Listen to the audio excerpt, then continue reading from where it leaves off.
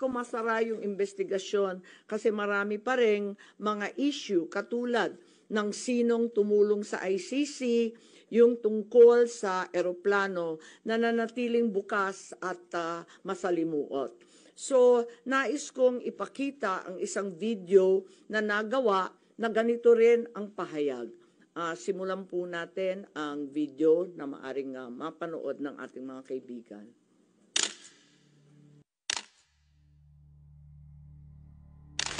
Enero 28, 2024, sa first Maisog Rally sa Davao, nagliyab ang balita at social media. Matapang, walang preno. Mr. President, baka susunod ka sa dinaanan ng tatay mo. Diyan ako takot. Ayaw ko mangyari sa iyo yan. Nagbato ng maaanghang na salita si dating Pangulong Rodrigo Duterte laban kay Pangulong Marcos tungkol sa di umano'y paggamit ng droga at ang kontrobersyal na People's Initiative. Sino man magsabi na walang paki ang Senado sa usaping ito, isa lang ang masasabi ko, walang gamot sa kakapalan ng mukha mo. Sa Senado, sa kapareho at sumunod pang mga buwan, si Senator Amy ang nangulo. Pakialam sa PR, wala kayong pakialam sa PR, wala kayong pakialam sa PR. Siya ang unang nagtawag ng pansin. Siya ang unang nagtanong, para kanino ba talaga ang TI na yan? Marso 2024, sa kabila ng bangayan sa harap ng sambayanan, narinig natin si Pangulong Marcos. Matatag, matapang. The International Criminal Court has no jurisdiction over the Philippines as we remain to have a working judicial system and law enforcement mechanisms. Walang jurisdiksyon ang ICC sa Pilipinas. Sa sabong, nagpagpag siya ng balahibo. Ang hindi natin alam, paghupa ng alikabok ay nagsimula ng ilatag ang plano para muling sumagi sa ICC. Kaya pagtungtong ng Mayo, tahimik ngunit mabilis ang galaw. Isinumite ng DOJ ang legal brief para sa posibleng pag-aresto kay FPRRD. Isang pagtataksil na walang nakapansin. Hunyo, pumutok ang balita. Nagbitaw si VP Sara bilang DepEd Secretary. Tendered my resignation as the Secretary of Education effective July 19, 2024. Isang babae ng tapang ngunit walang nagawa dahil sa likod ang tama. Agosto, isinagawa ang unang Quadcom hearing laban kay FPRRD habang inuusig ng COA ang confidential funds ni VP. Ang hindi natin alam, sa gitna ng lahat ng ito, itinalaga na ni PBBM si Marcos Lacanilao bilang Special Envoy ng Transnational Crimes na siyang magsusuko kay FPRRD. At maluwag na rin pinapasok ng bansa ang mga tiga-ICC noong Oktubre. Walang bahid ng pagtutol, walang balak na ipagtanggol ang kapwa Pilipino. Nobyembre, nag-iba na ang ihip ng hangin. Matatag, matapang, walang bahid ng pag-aalinlangan. Narinig muli natin si Pangulong Marcos, ngunit iba na ang sinabi. If yun ang gugustuhin ni PRRD, hindi naman kami haharang doon sa mga ICC. Para tabunan ang galawan, pinaingay ang impeachment complaints laban kay VP Sara. The Office of the Secretary General will transmit the 2 impeachment complaints filed against Vice President Sara Duterte.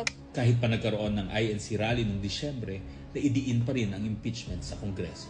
Planado na rin ang pagpirma ng questionableng 2025 budget kahit bat-bat ng anomalya. Enero 25, 2025, sinimulan na ang Oplan Tugis o Operation Pursuit, ang lihim na operasyon para hulihin si Duterte. Pagsampa ng Pebrero, nag-apply ng arrest warrant ang ICC prosecutor. Isang tahimik na pag-uusig habang tayo'y pinaiikot ng mga rally at press release. Marso, muling nilinlang ang bayan. Humingi daw ng 60-day extension ang DOJ para sa EJK report noong Marso 6. Pero ang totoo, nakabinbin na ang arrest warrant mula sa ICC chamber Marso 7 hanggang 10. Ang hindi natin alam, Marso 11, 2025, sa kanyang pagbalik sa Pilipinas, hindi pa man bumababa ng eroplano si FPRRD, isinagawa na ang pag-aresto. Maingay ang paligid, magulo, pero ang dating Pangulo ay nanatiling kalmado. Isinakay siya papuntang The Hague 11:00 ng gabi. Kasama sa eroplano si Marcos Lacanilaw, ang nagkanulo, ang nagsuko. Pero kanino ang sisi? Sa mga utusan o sa nag-utos? Managot ang dapat managot, nakalatag na. It's a request to the Philippine government from Interpol enforce the arrest warrant. And we have commitments to them. Ayaw nila ipagpatuloy ang pag-iimbestiga.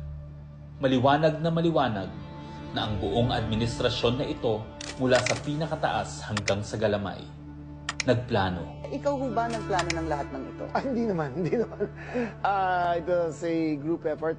Secretary Chidoro was there, Secretary Anyong was there too, and the President and I.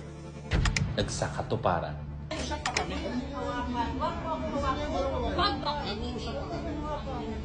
Kayo mga Wag po hawakan yung nanay ko! Nagkagulo. Tayong magawa. Wala tayong magawa dahil mismo ang gobyerno. Nagtakpanan. Mamili ka. Kapag warrantless arrest, edi may period. Kapag may warrant, walang period. I'm being cautioned by the DOJ, ma'am, that it may be sub judice already to discuss that because of the habeas corpus pending in the Supreme Court. Ngunit lumabas ang buong katotohanan. Ganito pala ang bagong Pilipinas. Hindi man lang natin alam. Tahimik ang pagtataksil. There was no red notice and what was issued was merely a diffusion. Tahimik ang pagwasak. Paliwanag mong maigi, representative ka ba ng Pilipinas or representative ng Interpol? Pipili ka lang. Nirepresent ko po ang Interpol NCB Manila. So mali itong papel na to. Harapan ang pagtalikod.